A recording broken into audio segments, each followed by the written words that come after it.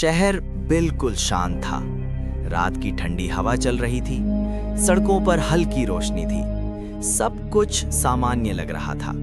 लेकिन अचानक आसमान में एक तेज बिजली चमकी। धड़ाम!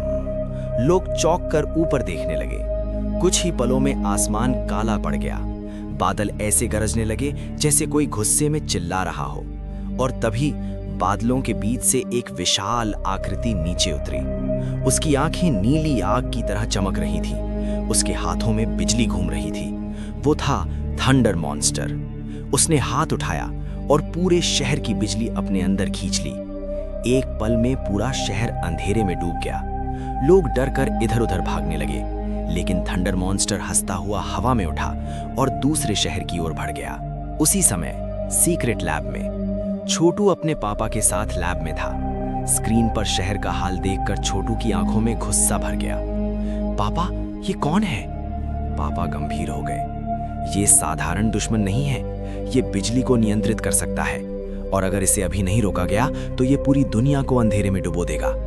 फिर पापा ने दीवार का एक गुप्त हिस्सा खोला। अंदर रखा था एक चमकता हुआ सूट, थंडर सूट। मैंने इसे उसी दिन के लिए बनाया था जिस दिन कोई बिजली से खेलने वाला दुश्मन आए।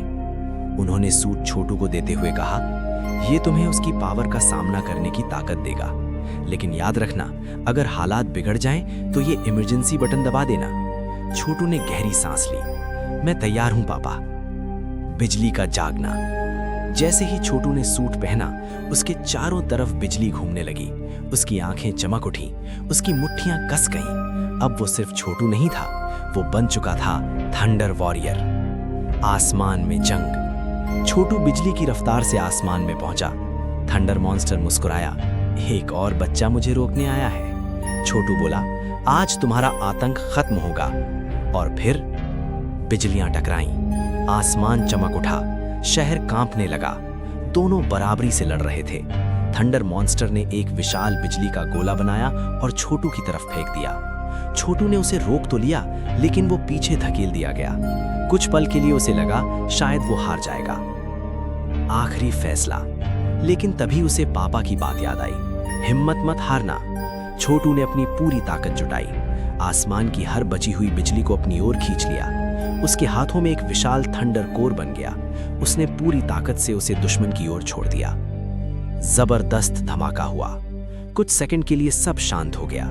जब धुआं छटा, थंडर मॉन्स्टर गायब था। आसमान साफ था। बादल हट चुके थे। खतरा टल चुका था।